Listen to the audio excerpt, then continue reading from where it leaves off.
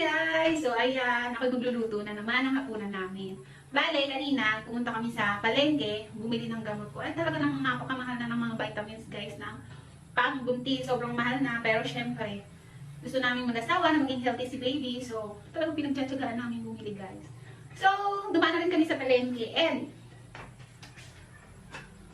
eto, nakabili ako ng chicken. Mag-adobo na lang ako ng chicken. And kanina, bago mag alas 4, minarinate ko muna siya sa toyo na may paminta. Tapos yung sabaw niya, ano ba yun? Yung pineapple chunks. Kasi gusto ni daddy na may pineapple yung adobo namin. So, bale, mag alas 4 na guys. So, magsaing muna ako. Before, makichika-chika na naman sa inyo. Asikasuhin ko muna yung pagkain namin ni daddy. And, chika tayo. So, wait lang. So, ayan guys, kunti lang ang sasaingin ko. Gawa nga ng, hindi naman ako nakakain ng marami. Kunti lang kasi ang kinakain ko. So, si daddy na dalawa lang naman kami dito. And si daddy lang naman ang kumakain na marami. So, yan, kunti lang ang sasaingin ko.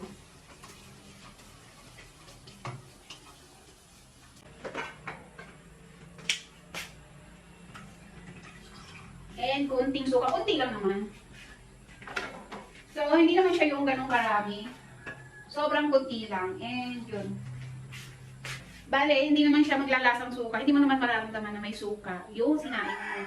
And sobrang tagal niya talaga mapangit. So, yun. Dahil nga mainit dito sa atin. So, minsan nagpapawis yung sinain, yung kanin. Mga hanggang tanghali lang bukas. Panis na. So, pag may suka siya, hindi talaga siya napapanis guys.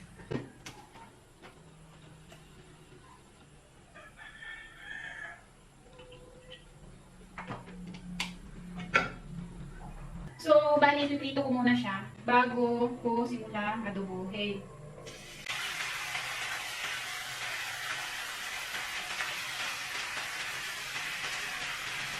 Ay.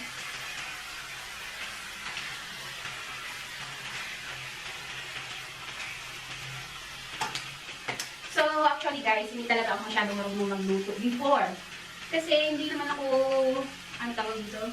Kasi, ano yun, yung lagi ako nabili lang ng pagkain, gawa nga ng, syempre, nagtatrabaho ako. Eh, nung nasa Taiwan naman ako, bawal magluto. So, ngayon umuwi na ako, and syempre, may asawa ako. Kailangan ko magluto, and thankful naman ako na nagugustuhan naman ng asawa ko yung mga luto ko, and nasasarapan naman siya, masarap naman konti, gano'n. So, matututo ko lang talaga magluto pa. Ayun, yung ginagawa mo siya araw-araw. And, natututo ako sa YouTube. So, kung may halimbawa may gusto akong lutuin, manonood lang ako sa YouTube kung paano, and then yun, natututunan ko na siya.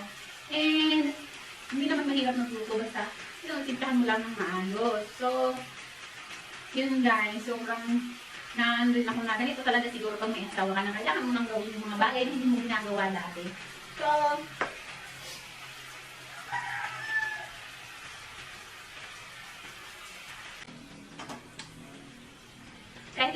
kahit hindi tayo masyadong sanay sa mga ganito, syempre nasanay yung katawan ko na puro trabaho na. So, dito talaga ako nagtuto na, yun, hindi na ako dito. Dito ako nagtuto na ang lahat ng bagay. Pero marunong naman ako kasi nga, syempre, yung kabataan ko, marunong naman ako mga gawain bahay. Sa pagluluto lang ako hindi masyadong marunong. Kasi, dahil yung ate ko ang marunong magluto. Pero ako, hindi talaga ako sanay sa kusina. And, eto, nagugustuhan ko na yung buhay sa kusina. Kasi syempre, pag hindi naman ako magluto, kung ano yung asawa ko, hindi makakain, gano'n.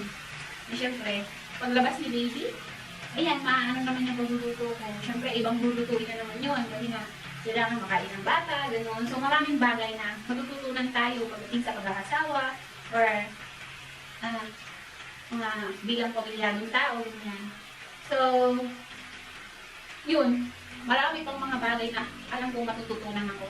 Kasi matututunan mo yung mga bagay na yun pag syempre may kasama ka na, and mas maganda na bukod sa pamilya, bukod sa magulang, kasi hindi ka matututo pag magkasama ka rin sa pamilya nyo, syempre, di ba?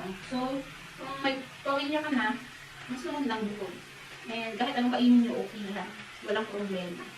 And matututo din kayo mag-budget sa mga gastusin nyo sa pang-araw-araw. So, yun guys. So, ayan, parang piniprito ko muna siya. Kasi, para maano yung, yung flavor niya maano dyan sa karne ng manok. Yung masarap siya sa karne ng manok. Bago ko siya i-adobohin, gaganyanin ko muna kabilaan. Kailangan anuhin ko muna siya kabilaan. So, after ko nga prituhin yun guys, magsisimula na ako mag-isa ng sibuyas at bawang. Ito ko na rin siya lulutuin.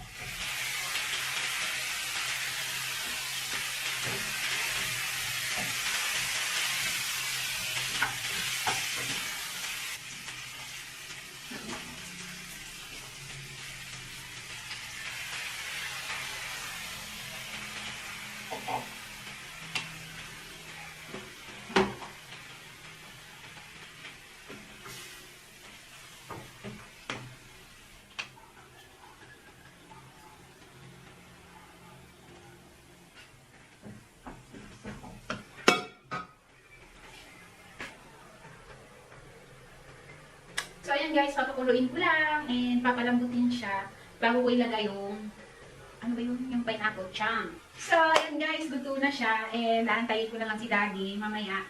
Mamaya na siguro uwi yun. And, luto na rin yung rice ko. So, papakita ko sa inyo. So, ayan siya guys, luto na. Hindi ko na siya masyadong iigain kasi mas gusto ni Daddy na may sabaw. Mas masarap pag may sabaw. So, yan guys.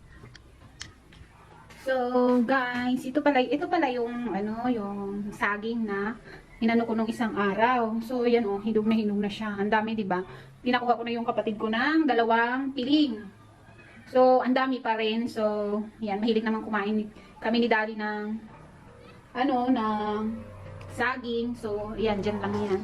So, ayan, kanina, pag uwi namin galing sa palengke, bumili na rin kami ng tinapay. So, ang dami nang binili namin. And, bumili pala kami nito. Yan, yung parang cookies. Yan, bumili kami ng ganito, 2 ganito kasi si Daddy mahilig yun sa matamis. Yun, napadaan kami doon sa bilihan. Yung mahal-mahal, 100 plus ang isa. Pinapapili pa niya ako ng mga gusto ko. Hindi na ako kumuha kasi nga, mahal yung dalawa pa lang na yun is 200 na. Kung kukuha pa ako ng gusto ko, mapapagastos kami. So sabi ko, wag na lang. Hindi na lang ako kumuha. So, yun guys, matatapos na naman ang day off ni Daddy. Bali, day off ni Daddy ngayon. Matatapos na lang yung day off niya. Bukas, mag-isa na naman ako. Lagi na lang ako mag-isa dito. Nabuburyong na ako. So, naisip ko, ang tagal ko na palang walang trabaho. Almost, kasi 6 months na akong bunte. So, 7 months na akong walang trabaho. Kasi June. Ay, hindi.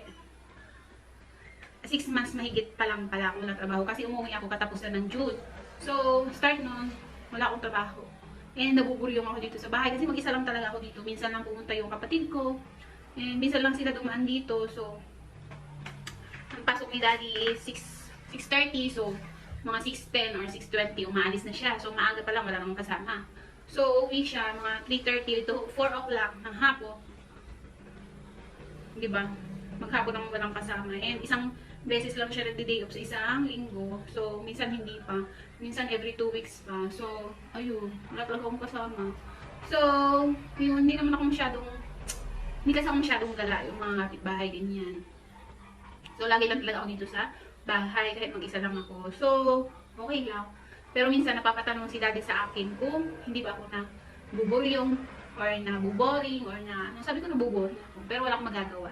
Kasi, syempre, 2 lang naman kami dito sa bahay.